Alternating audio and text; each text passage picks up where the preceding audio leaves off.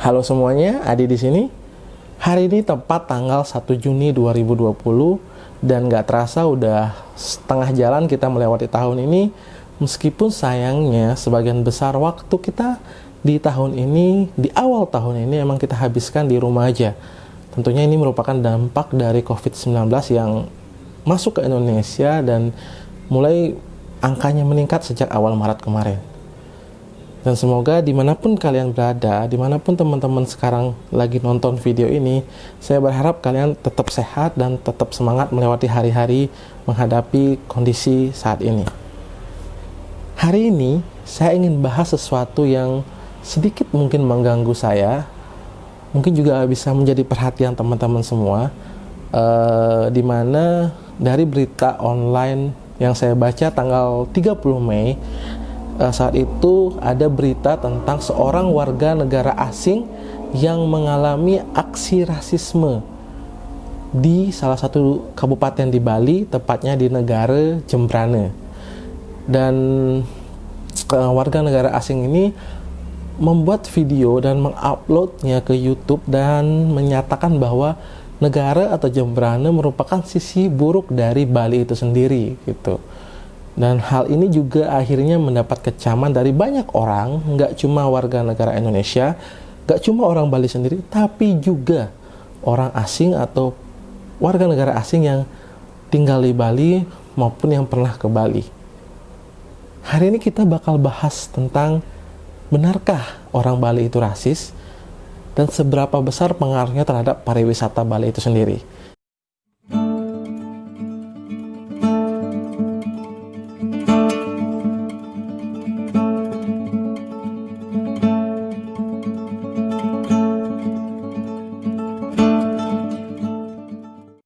Oke, kita kembali lagi ke berita tanggal 30 Mei yang dimuat di beberapa media massa di Bali terutama, yang menyatakan bahwa ada warga negara asing yang mengalami aksi rasisme di daerah negara.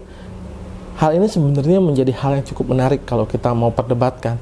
Tapi hari ini saya nggak bakal bahas banyak tentang itu, karena memang kalau saya boleh bilang, warga negara asing yang mengalami rasisme di Bali, baik juga warga negara Indonesia maupun orang Bali sendiri yang mengalami rasisme di tempatnya dia tinggal, terutama di Bali, itu memang harus saya akui itu terjadi. Dan bisa saya katakan itu merupakan tindakan-tindakan yang dilakukan oleh oknum. Kita nggak bisa mengeneralisir orang-orang berdasarkan oknum-oknum itu. Jadi kita nggak bisa bilang warga negara asing rasis, kita nggak bisa bilang orang Bali rasis, hanya berdasarkan kejadian-kejadian yang dialami oleh beberapa orang gitu. Dan juga kalau kita mau lihat lagi berita itu, di mana video itu diupload dan kejadiannya memang sekitar bulan Mei atau akhir Mei ini, itu merupakan, kalau saya pribadi bisa saya katakan bahwa aksi atau kejadian yang dialami oleh warga negara asing itu memang tidak lepas kaitannya dari kondisi saat ini, di mana beberapa daerah di Bali sendiri memang sedang melakukan pembatasan kegiatan terkait COVID-19. Jadi ketika warga negara asing itu mengalami tindakan yang menurut dia rasis, itu sebenarnya mungkin saja merupakan dampak dari COVID-19, di mana masyarakat tentunya tidak ingin suasana COVID-19 ini semakin mengkhawatirkan dengan kedatangan tamu-tamu dari daerah luar gitu.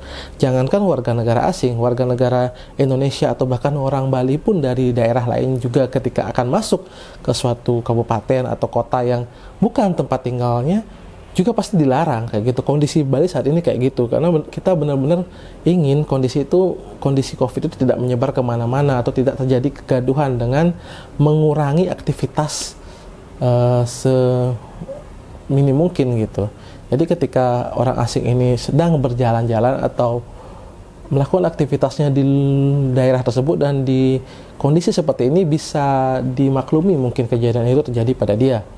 Tapi saya nggak ingin banyak panjang bahas tentang aksi rasisme yang menurut warga negara asing ini dialami, karena Kalau kalian mau cari videonya juga udah nggak ada, karena saya nggak tahu kenapa videonya udah nggak bisa diakses lagi di YouTube kayak gitu. Tapi ada satu hal menarik yang, ya bukan satu hal sih, ada beberapa hal menarik yang sebenarnya ingin saya sampaikan tentang benarkah sebenarnya orang Bali itu rasis gitu, karena berita-berita seperti ini bukan pertama kali terjadi. Sering banget warga negara asing dengan kekuatan media sosialnya mengungkapkan, oknum ya, saya nggak bilang semua warga negara asing, tapi ada oknum-oknum warga negara asing yang menyebutkan bahwa orang Bali itu rasis, kemudian mereka mengalami aksi rasisme dan segala macam. Benarkah seperti itu sebenarnya? Saya hari ini ingin cerita sedikit potongan sejarah tentang Bali itu sendiri, gimana bisa berkembang sampai jadi daerah pariwisata utama, bahkan nomor 1 di dunia beberapa kali, dan pariwisata utama di Indonesia gitu. Ini sebenarnya berawal dari keunikan Bali itu sendiri. Jadi Bali merupakan salah satu daerah yang sulit untuk dikuasai oleh penjajah, yaitu Belanda ketika itu. Bali bersama beberapa daerah, ada 5 daerah yang sulit ditaklukkan ketika itu, yaitu satu Aceh, kemudian ada Nias, ada Tapanuli, kemudian ada juga Jambi, dan satu lagi adalah Bali gitu. Jadi Belanda ketika itu membutuhkan 62 tahun untuk benar-benar menguasai Bali gitu. Jadi bahkan Belanda baru bisa masuk ke beberapa daerah di Bali itu sekitar tahun 1902 gitu, dan benar-benar menguasai Bali baru bisa dikatakan Bali takluk ke Belanda itu baru pada 1908 gitu. Mungkin kalau teman-teman kalau saya salah sebut tahunnya bisa dikoreksi nanti, tapi seingat saya memang kejadiannya adalah Bali baru benar ditaklukkan oleh Belanda ketika pada tahun 1908, dan Belanda membutuhkan 62 tahun baru bisa menguasai Bali sepenuhnya. Sejak saat itulah mulai Belanda ketika itu melihat potensi Bali gitu. Oleh karena itulah ketika mereka berhasil menguasai Bali, Balilah yang dijadikan bisa dibilang pusat, karena Belanda ketika itu dikenal sebagai penjajah yang kejam, melakukan tindakan-tindakan yang menyiksa manusia ketika itu, dan akhirnya ketika Belanda berhasil menguasai Bali, Bali digunakan oleh Belanda untuk menunjukkan sisi humanisme dari Belanda. Kenapa itu dilakukan oleh Belanda? Karena ketika Belanda berhasil menguasai Bali dan melihat Bali secara utuh, secara keseluruhan, Belanda melihat perbedaan yang tidak bisa disamai oleh daerah-daerah lain di Indonesia, terutama masalah kebudayaannya, kemudian masalah karakter manusianya gitu. Dan ketika mulai dikuasai Belanda tahun 1908, orang-orang Bali atau masyarakat Bali adalah orang-orang yang sangat disukai oleh para penjajah atau Belanda saat itu untuk dijadikan budak, terutama kaum perempuannya gitu. Sejak saat itulah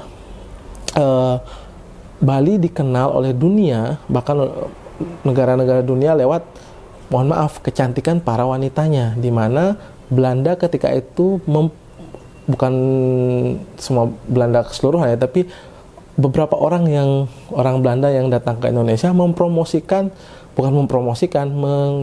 kepada kolega-koleganya di Eropa sana bahwa wanita Bali itu cantik-cantik dan punya ciri khas bahwa mereka tidak berpakaian, dalam artian dengan dada terbuka untuk aktivitas-aktivitas sehari-harinya seperti itu. Dan mendengar hal seperti itu, orang-orang Eropa dengan budaya kolonialnya dan dengan budaya yang berbeda sama sekali menjadi tertarik mendengar cerita-cerita itu. Sejak saat itu banyak sekali seniman-seniman datang ke Bali, dan ternyata sejak seniman-seniman itu datang ke Bali, pandangan mereka bertambah lagi. Ternyata kecantikan Bali itu tidak hanya terletak pada para wanitanya itu sendiri gitu. Bukan hanya tentang wanita-wanita yang bertelanjang dada dan melakukan aktivitas-aktivitas sehari-hari. Hal lainnya adalah ternyata Bali mempunyai unsur wisata, budaya, dan karakter manusianya yang menyebabkan Bali itu akhirnya dikenal sebagai surga terakhir yang ditemukan. Itulah sejak saat itulah Belanda membentuk Bali sebagai daerah pusat pariwisata dunia dengan memberi label surga terakhir